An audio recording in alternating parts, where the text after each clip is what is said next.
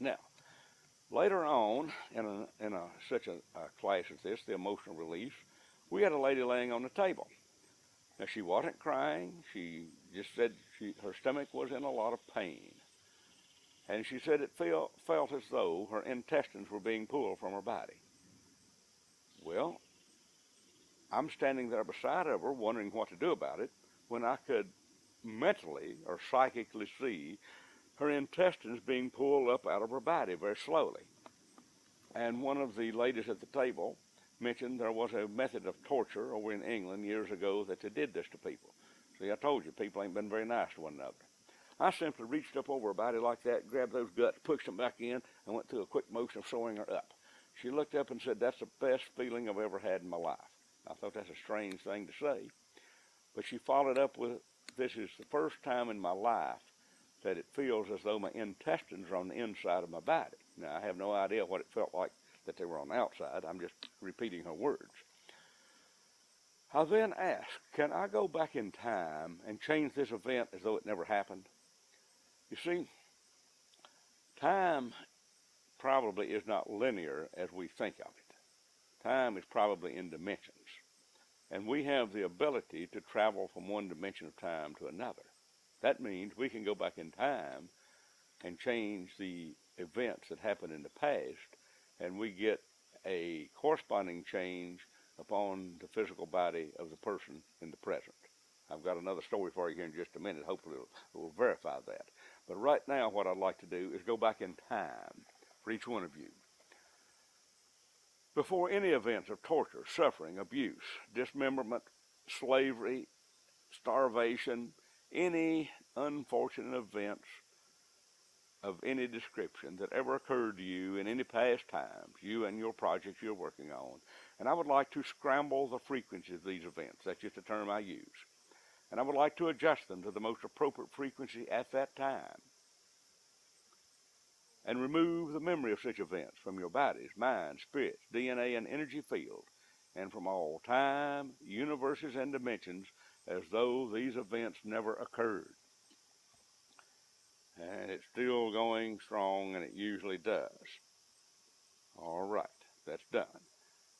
Now, that, folks, should make a lot of difference in your life. At least that's my intention. We've been able to help a lot of people with this. Usually in the audience, the people will feel an energy shift. I hope you did. Now, what happens, as near as I can tell, is any time the body undergoes trauma, it creates an energetic imprint upon the spirit. That person with such an energetic imprint will at some point in the future attract to themselves whatever is required to fulfill that imprint. Now let's put this in practical terms. We've got over 6 billion people walking around on this planet with negative energetic imprints. Most of them are out there just an accident looking for a place to happen. If we have the ability to neutralize the negative energetic imprints upon you and upon those folks that you try to help, then maybe one of these days we'll reach what has been known as the 100th monkey. That is, whenever enough people learn something or receive an ability, then it becomes common to all. So that is our goal, to be able to turn this world into a better place, because it sure needs some help.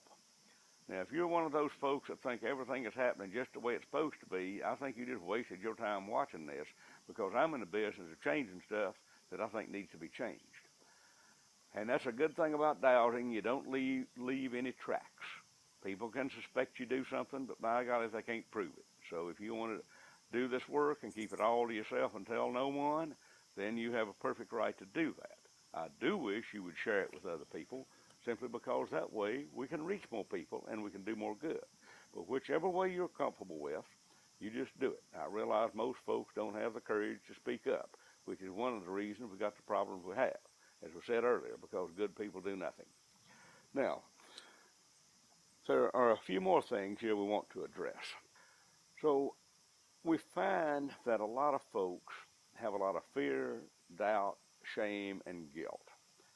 And I would have to say, in my opinion, that religion has been the culprit that put most of this upon people. In my class, I simply ask people to take a pendulum, take the chart, and measure on a numeric scale. How much unworthiness, fear, shame, and guilt do you have in your life? And the folks are surprised that they have so much. So I then follow it up with a question. Do you know of any organizations that use fear, shame, and guilt to control membership? And it always brings on a lot of laughs because they always say, yeah, religion. Well, that's true. Now, I'm not beating you religious folks down. That's not what I said. I'm saying if you have been in any organization using fear, shame, and guilt to control membership, this has had an effect upon you, and I don't think it's been good for you. Now, you can decide if you like it or not. If you do, you're welcome to keep it. But in case you don't, I'd like to have to get rid of it.